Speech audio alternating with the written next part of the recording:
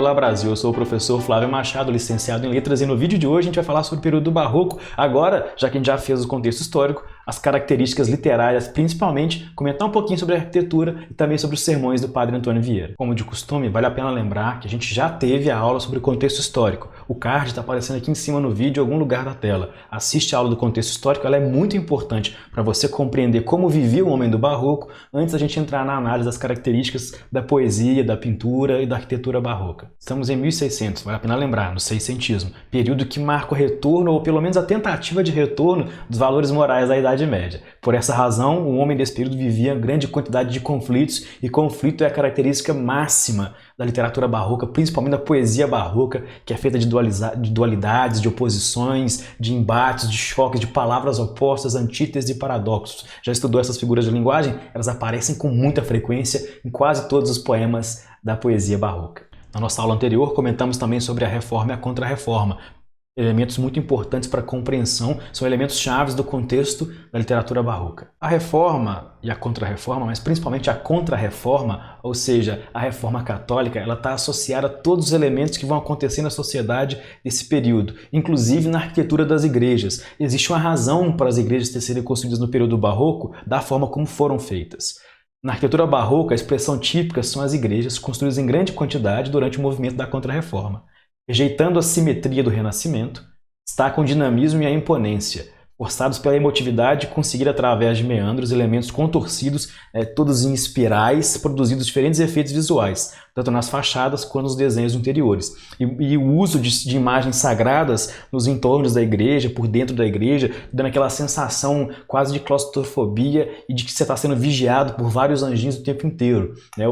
O peso da Contra-Reforma ele é transmitido, esse peso de estar sendo vigiado, inclusive pela própria Inquisição, pela própria divindade, ele aparece aí na arquitetura do período do Barroco, ele é transferido, essa religiosidade vigilante é transferida aí para essa arquitetura. No Brasil surge uma figura icônica a respeito da literatura barroca, que é o Gregório de Matos Guerra, o famoso Boca do Inferno. Ele foi um dos maiores poetas brasileiros desse período e, além de poeta, foi advogado durante o período colonial também. O nome Boca do Inferno vem das poesias críticas, satíricas que ele produziu. Gregório de Matos fez poesia religiosa, fez poesia lírico-amorosa e também, é claro, as poesias satíricas. Inclusive fez alguns poemas eróticos também.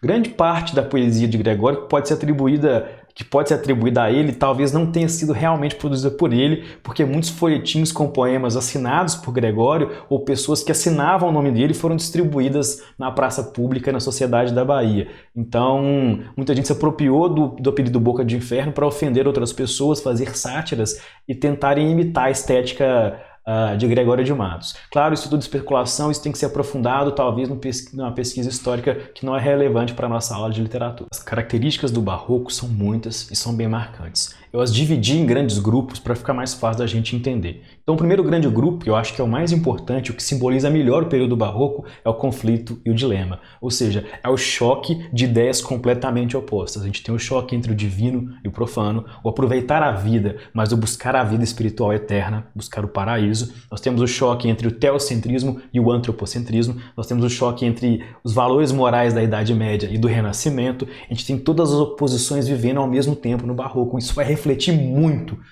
na poesia barroca, que vai estar repleta de antíteses e paradoxos. Anota isso porque isso é importante.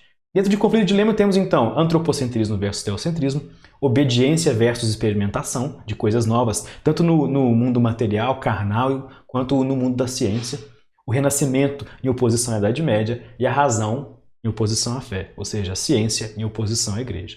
Outro elemento muito marcante, destaquei como um único grupo, é o fusionismo, que é a junção de várias coisas opostas, a junção de elementos contrários. A tentativa de sintetizar numa única imagem, por exemplo, o fogo e a água, as trevas e a luz.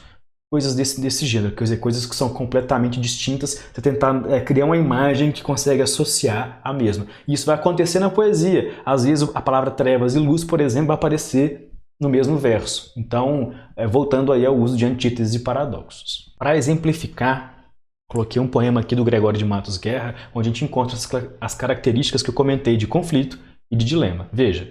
Nasce o sol e não dura mais que um dia. Essa passagem do tempo tem a ver com Carpe Diem, já falo disso. Depois da luz se segue a noite escura. Então já temos aqui o fusionismo, a luz e a noite escura. Já temos também, junto com o fusionismo, temos aí um conflito, um dilema, coisas opostas. Em tristes sombras morre a formosura. Então a gente tem a tristeza, a sombra, se opondo aí à beleza e à alegria. Ó. Em contínuas tristezas, alegria. Como que a alegria vai viver em contínuas tristezas? Porém, se acaba o sol, porque nascia.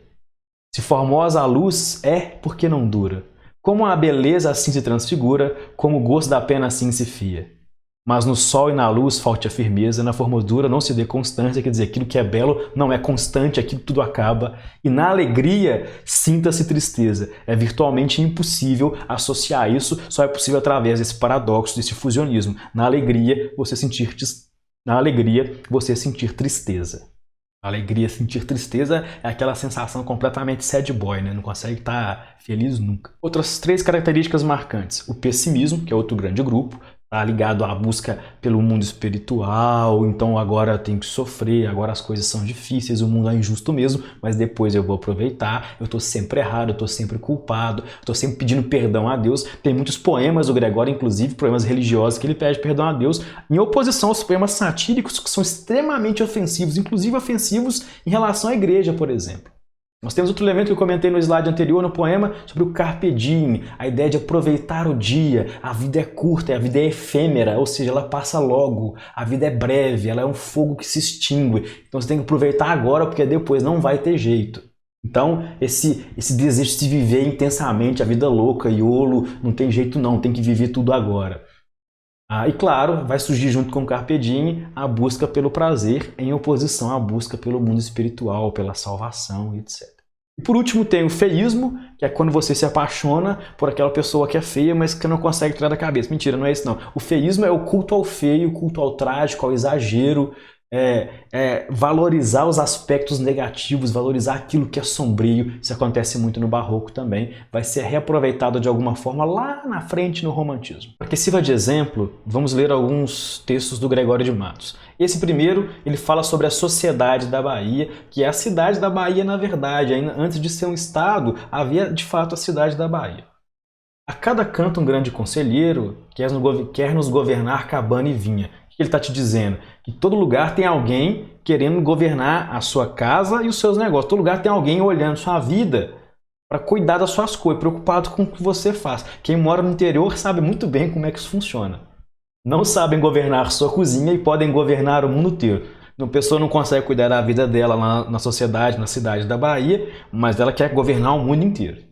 Em cada porta, um frequente olheiro, que é a vida do vizinho e da vizinha. O frequente olheiro é aquele fofoqueiro que fica vigiando, né? Fica lá na esquina, fica sentado na porta sem fazer nada. Pesquisa, escuta, espreita, esquadrinha para levar a praça ao terreiro. Levar a praça ao terreiro é tornar público ali vamos dizer assim, tornar público a vida do outro, né? Fazer as fofocas mesmo. Muitos mulatos desavergonhados, trazidos pelos pés dos homens nobres, postas nas palmas toda a picardia. Estupendas usuras no mercado, reclamando dos preços das coisas.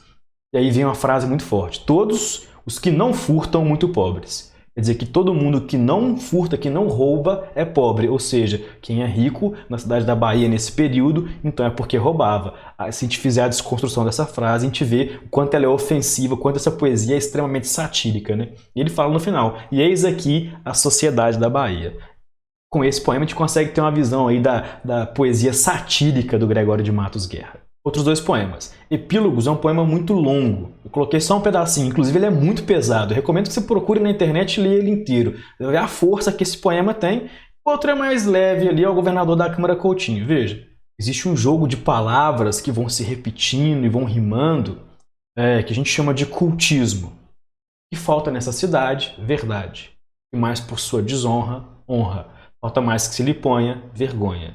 O demo a viver se exponha, por mais que a fama exalta, falando de novo da Bahia, uma cidade onde falta verdade, honra e vergonha. Forte, né? Ele piora muito, ele é muito mais intenso nos próximos versos.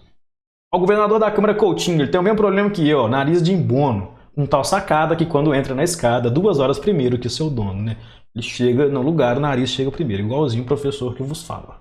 E falando no jogo de palavras do cultismo, então vamos entrar nas características específicas do cultismo E é um fenômeno muito comum na poesia do Barroco. O cultismo ele é mais comum na poesia. Gregório de Matos usava muito desse recurso, que é o excesso formal, o exagero, muitas inversões, muitas figuras de linguagem, às vezes tornar o texto mais difícil ali para ofender nas indiretas. A repetição, né, fica circulando no mesmo lugar. A gente viu um pouco disso no poema anterior, usa a palavra verdade, honra, desonra, e vai repetindo ali, né, fica girando em torno dos mesmos termos. E claro, tentar tornar uma ideia que era simples um pouco mais obscura. Isso faz parte do cultismo. Lembra de linguagem culta, de excesso formal, né, texto culto, um texto difícil, rebuscado. Isso é o cultismo, com muitos exageros. Decore esse termo porque esse termo é importante para a gente entender a literatura barroca. Veja mais um exemplo. Você consegue perceber o cultismo nesse texto também do Gregório de Matos Guerra. E ele é difícil de entender. Eu mesmo não entendi. O todo sem a parte não é todo. Até aí vai. Ó. O todo sem o pedaço não é o todo. Fácil. A parte sem o todo não é parte. Isso não é parte de nada. Mas se a parte faz o todo sendo parte, não se diga que é parte sendo todo. Já não entendi mais não. Em todos os sacramentos está Deus todo, e todo em si assiste inteiro em qualquer parte, feito em partes, todo em toda parte, em qualquer parte sempre fica o todo. Eu não entendi absolutamente nada, mas dá pra gente entender pelo menos o jogo de palavras. Associa o cultismo então ao jogo de palavras, essa linguagem culta cheia de inversões e de figuras de linguagem. Por exemplo, fica claro aí, ele vai jogando com a palavra todo e parte, enfim, para tentar deixar o poema mais rebuscado. Mais um exemplo, então, da poesia do Gregório de Matos, agora tanto com os traços do cultismo, um jogo de palavras e tudo mais, enfim. Mas a gente consegue perceber também que esse, em vez de ser um poema crítico, satírico, é um poema religioso, ó, a Jesus Cristo Nosso Senhor. Mas veja como é que ele trata mesmo assim. Ele é bem espertinho, Gregório, veja. Pequei, Senhor, mas não porque hei pecado, da vossa alta clemência me despido. Quer dizer, mesmo que eu pequei, eu não vou ser isentado do perdão. Antes, quanto mais tenho delinquido, vós tem a perdoar mais empenhado. Então, quanto mais eu peco, mais Deus tem que perdoar. Se basta a vós irar tanto pecado, abrandar-vos só beijo um só gemido. Que a mesma culpa que vós é ofendido, vós tem para o perdão lisonjeado. Quer dizer, quanto mais você tem, existe a ira divina, também existe ali a vontade de perdoar sempre. Olha a comparação que ele faz, o jogo que ele faz. Se uma ovelha perdida é já cobrada, glória é tal prazer repentino, vos deu como afirmas na sacra história. Eu sou o Senhor, a ovelha desgarrada. Ele vai comparar ele com essa ovelha desgarrada da história lá da ovelha que some e tal. Ó. Cobrai-a e não querais, pastor divino, perder na vossa ovelha a vossa glória. Quer dizer, se você não me recuperar, eu sou um pecador, mas como você é Deus poderoso, você tem que me recuperar dos pecados, me trazer de volta. Porque senão você vai perder a sua glória. A sua glória é perdoar. Olha como é que ele joga aí, então, através da ironia também, mesmo num poema religioso.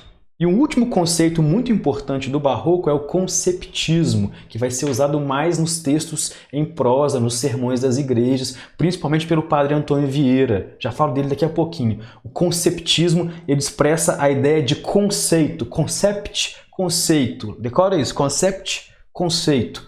O jogo de ideias, não mais de palavras, de fazer comparações, de facilitar o entendimento de alguma coisa, tornar algo mais simples. É o oposto do obscurantismo lá, do cultismo, tá? Então tentar tornar as coisas mais simples para o leitor. Na poesia é muito menos comum, tá? Uma poesia que tem esse jogo de conceitos. Nos sermões é muito mais comum. Então a gente vai ter essa figura aí clássica, icônica do período barroco, que é o padre Antônio Vieira. Ele foi um orador, filósofo, escritor, um dos missionários enviados para a catequização dos índios na conquista do Brasil no século XVII. Ao lado de padre Manuel de Nóbrega, foi um defensor dos indígenas e judeus, se posicionando contra a escravidão e a Inquisição. Olha que força teve padre Antônio Vieira de ir contra o sistema da própria igreja, inclusive ele foi exilado. E claro, Gregório de Matos também. Claro, Gregório de Matos foi exilado, se não me engano, em Angola, e padre Antônio Vieira foi exilado para Roma. Se não me falha a memória, tá? Ficou lá no Vaticano, provavelmente. Mas foi exilado do Brasil justamente por defender os interesses indígenas. Para ilustrar o jogo de conceitos que o Padre Antônio Vieira usa em seus sermões, por exemplo, eu vou ler um pedacinho do Sermão do Bom Ladrão, que é um sermão muito famoso dele. Aqui ele vai comparar a ideia do que é um ladrão simples, um ladrão, vamos dizer assim, de galinha, e o que é um ladrão que é um rei que cria impérios. Veja, navegava Alexandre em uma poderosa armada pelo mar Eritreu a conquistar a Índia. Como fosse trazida à sua presença um pirata que por ali andava roubando os pescadores, repreendeu muito Alexandre de andar em tão mau ofício. Quer dizer, o Alexandre chamou a atenção do cara, porque o cara era pirata, enfim, estava roubando as pessoas. Porém ele, que não era medroso nem lerdo, respondeu assim, ele o pirata, basta, senhor, que eu, porque roubo em uma barca, sou ladrão, e vós, porque roubais em uma armada, sois imperador. Assim é. Então agora Antônio Vieira explica, o roubar pouco é culpa. O roubar muito é grandeza. O roubar com pouco poder faz os piratas. O roubar com muito, os Alexandres. Ele se vale desse jogo de comparações aí para fazer uma crítica política, por exemplo, né, de que existem coisas piores, crimes piores aí nos imperadores, na política, nos impérios, no governo, em relação aos furtos menores. Isso a gente chama, esse jogo de ideias, a gente vai chamar de conceptismo. Como na última aula, recomendo ainda, se você não assistiu, o documentário sobre o Caravaggio, para entender mais sobre a pintura do período barroco. Assista o documentário Caravaggio, Mestre dos Pincéis e da Espada. Vale muito a pena, foi publicado em 2012. Por último, para entender mais sobre o Padre Antônio Vieira, eu recomendo que você assista a entrevista com Alcir Percora, que fala sobre a obra e pensamento do Padre Antônio Vieira, um dos mais destacados jesuítas aí do século XVII. O link está aqui no vídeo, está na descrição e vai aparecer o card dele agora para você assistir. É excelente a entrevista, vale muito a pena. Se você assistiu essa aula até aqui, vai baixar o material na descrição do vídeo, não deixa de dar um like e se inscrever no canal se não for inscrito. Isso me faz ficar muito satisfeito em produzir conteúdo genuíno e de qualidade aqui no YouTube. E é claro, como sempre, bons estudos e até mais. Valeu!